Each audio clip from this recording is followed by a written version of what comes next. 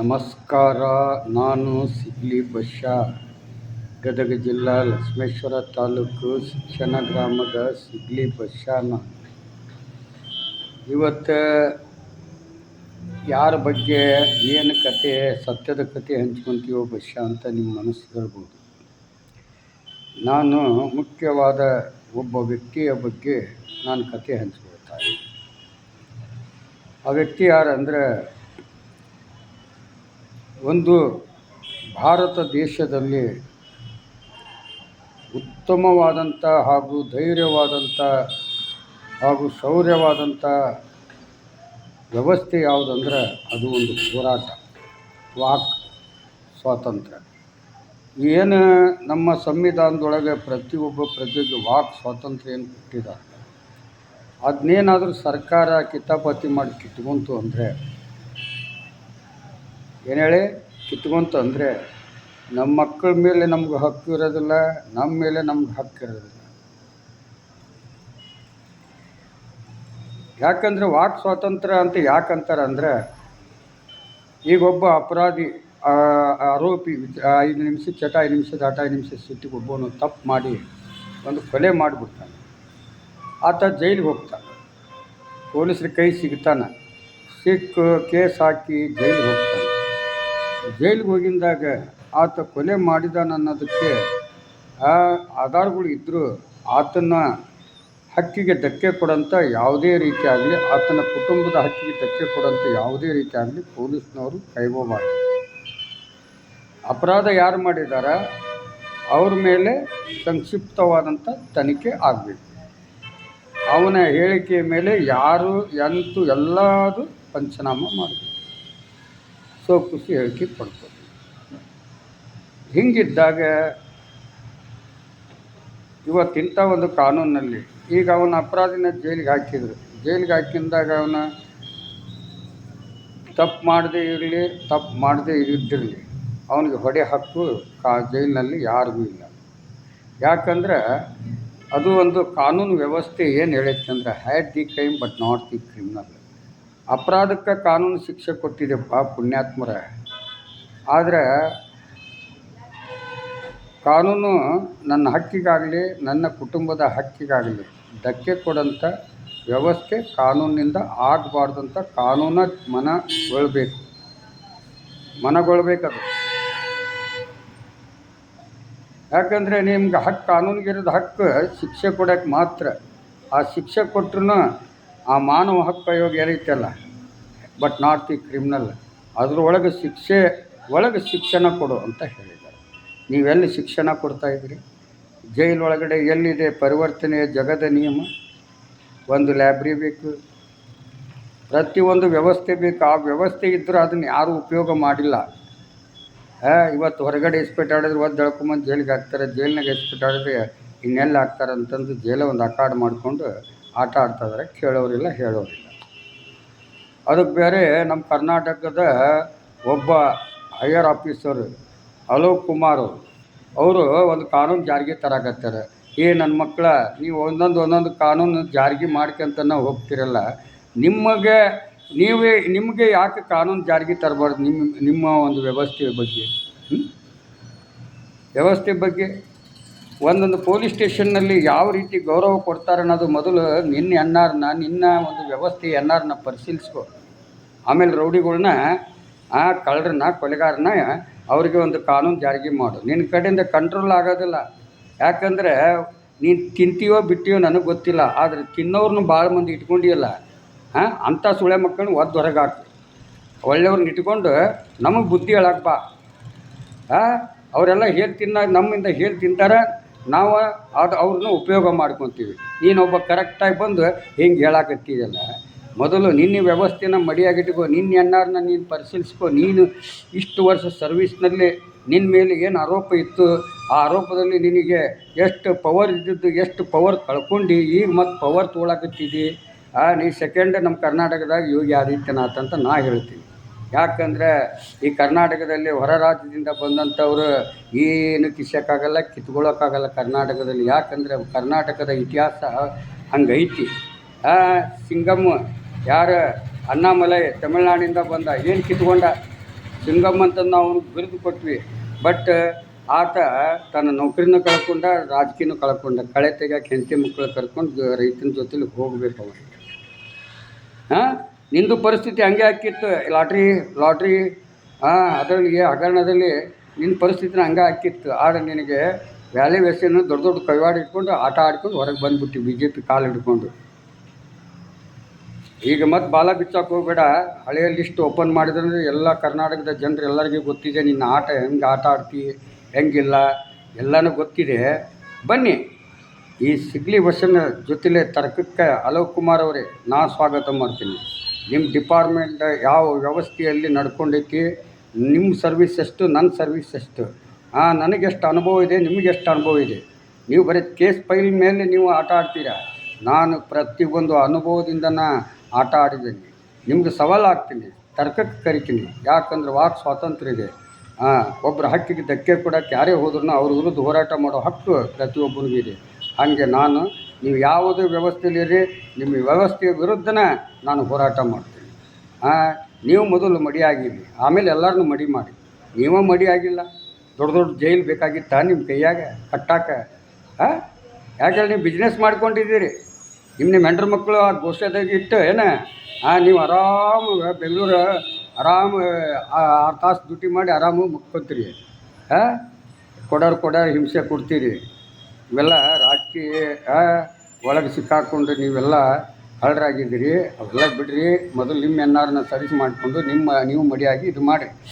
ಈಗ ಒಬ್ಬ ವ್ಯಕ್ತಿ ಮೇಲೆ ಹೇಳಾಕೊಂಡಿದ್ದೆ ನಾನು. ಅವು ಯಾರಂದರೆ ಪಬ್ಲಿಕ್ TV ರಂಗಣ್ಣ, ಸುವರ್ಣ TV ರಂಗಣ್ಣ. ಸುವರ್ಣದಲ್ಲಿದ್ದಾಗ ಒಂದು ಒಳ್ಳೆಯ ಹೆಸರು ಇತ್ತು, ವ್ಯಾಲ್ಯೂವೇಷನ್ ಇತ್ತು. ಯಾವಾಗ ನರೇಂದ್ರ ಮೋದಿಯವರು 2014ರಾಗ ಕೆಲವೊಂದು ಪುಡಾರಿಗಳ್ನ ಪತ್ರಕರ್ತರನ್ನ ಮಾಡಿ, ಕೆಲವೊಂದು ಪುಡಾರಿಗಳ್ನ IPS ಮಾಡಿ, ಕೆಲವೊಂದು ಪುಡಾರಿಗಳ್ನ ರಾಜಕೀಯದೊಳಗಡೆ ಸೇರಿಸಿ. ಆ ಪುಡಾರಿಗಳು ಯಾರು ಅಂದರೆ ಇವರೇ, ಮತ್ತು ಯಾರಲ್ಲ, ತೇಜಸ್ವಿ ಸೂರ್ಯನ್ ಅಂತವರು, P ರಾಜು ಅಂತವರು, ಮತ್ತು ಈ ಒಂದು D ರವಿಚಂದ್ರನ್ ಅಂತವರು, ಮತ್ತು ಯಾರು ಬೇಕಾದಂಥವ್ರನ್ನ ಆಟ ಆಡೋಕ್ಕೆ ಸೂಲೆಬೇಲಿ ಚಕ್ರವರ್ತಿ, ಪುನೀತ್ ಕೆರೆಹಳ್ಳಿ, ಇದು ಬೇಕಾದಂಥವ್ರನ್ನ ಆಟಾಡಕ್ಕೆ ಬಿಟ್ಟು ತಮ್ಮ ಬೆಳೆ ಬೇಯಿಸ್ಕೊಳ್ಳೋಕ್ಕೆ ಸಾವಿರಾರು ಲಕ್ಷಾಂತರ ದೇಶದ ಹಕ್ಕಿಗೆ ಧಕ್ಕೆ ಆದರೂ ಚಿಂತಿಲ್ಲ. ನೀವು ಬೆಳೆ ಬೇಯಿಸ್ಕೊರಿ, ನಾವು ಸಪೋರ್ಟ್ ಕೊಡ್ತೀವಿ ಅನ್ನೋಂಥ ವ್ಯವಸ್ಥೆಯಲ್ಲಿ ಬೆಳೆದ್ರಲ್ಲ, ಇದ್ರ ಬಗ್ಗೆ ಹೋರಾಟ ಮಾಡು. ಅಂಥವ್ರ ಬಗ್ಗೆ ಇದು ಮಾಡು. ನಿನಗೊಂದು ಮಾತು ಹೇಳ್ತೀನಿ. ನೀನೊಬ್ಬ ಪೊಲೀಸ್, ನೀನು ಪ್ರಮೋಷನ್ ಪೊಲೀಸ್, ಸಾಮಾನ್ಯ ಪೊಲೀಸ್ ಅಲ್ಲ, ಪ್ರಮೋಷನ್ ಪೊಲೀಸ್. ನಿನಗೆ ಪ್ರಮೋಷನ್ ಸಿಗ್ತೈತೆ. ಅರೆಸ್ಟ್ ಮಾಡೋ ಕಳ್ಳನ ಹಿಡಿಯೋನು ಬೇರೆದವನು, ಕೊಲೆಗಾರ ಹಿಡಿಯೋನು ಪೊಲೀಸ್, ಸಾಮಾನ್ಯ ಪೊಲೀಸ್. ಆದ್ರೆ ಪ್ರಮೋಷನ್ ತೊಗೊಳ್ಳೋನು IR ಆಫೀಸರ್. ಯಾಕಂದ್ರೆ ಈಗ 24 ಗಂಟೆ ಕಣ್ಣಿಗೆ ಎಣ್ಣೆ ಹಚ್ಕೊಂಡು ಡ್ಯೂಟಿ ಮಾಡ್ತಿರಲ್ಲ, ಅದಕ್ಕೆ.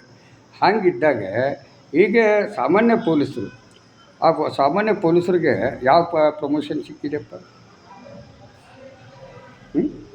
ಈಗ ಕುಳ್ಳರಂಗನ್ನ ಹೇಳ್ತಾನೆ, 2013ರಿಂದನೇ ಇವರೆಲ್ಲ ಚಾಲೆಂಜ್ ಮಾಡಿಕೊಂಡು ನಾವು ಹಿಂದೂ ರಾಷ್ಟ್ರ ಕಟ್ತೀವಿ ಅಂತಂದು ಹಠ ತೊಟ್ಟು ಬಂದವರು. ಅರುಣ್ ಬಡಿಗೇರ್, ಅಜಿತ್ ಹನುಮಕ್ನವರು,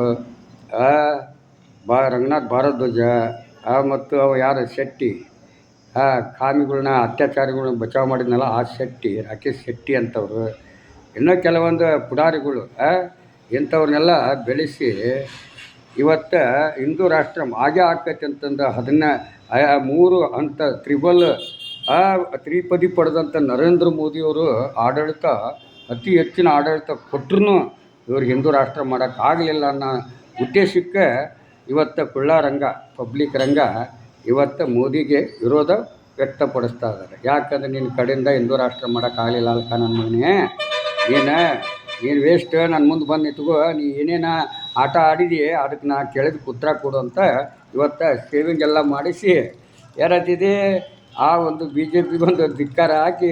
ಯಾಕಂದರೆ ಹಿಂದೂ ರಾಷ್ಟ್ರ ಮಾಡಬೇಕಂತ ಹಠ ತೊಟ್ಟ ಗಡ್ಡ ಬಿಟ್ಟಿದ್ದಾವೆ ಕುಳ್ಳಾರಂಗ. ಈಗ ಗಡ್ಡ ಬೋಳಿಸಿದಾನೆ, ಎಲ್ಲ ಶೇಪ್ ಆಗಿದ್ದಾನೆ, ಚೊಕ್ಕಾಗಿದ್ದಾನೆ. ಯಾಕಂದರೆ ಯಾವನೋ ಇವ್ರಿಗೆಲ್ಲ ಒಳ್ಳೇದು ಮಾಡಿದರೆ ನನ್ನ ವೇಸ್ಟ್ ಆಗ್ತೀನಿ ಅಂತಂದು ಈಗ ಸಂವಿಧಾನ ಫಾಲೋವರ್ಸ್ ಆಗಕತ್ತಿದ್ದಾನೆ. ಆಗಪ್ಪ ಪುಣ್ಯಾತ್ಮ, ಇವತ್ತಿಗೆ ನೀನೊಂದು ಸತ್ಯ ಹೇಳಿದಲ್ಲ, ಇದಕ್ಕೆ ನಾನು ಮೆಚ್ತೇನೆ.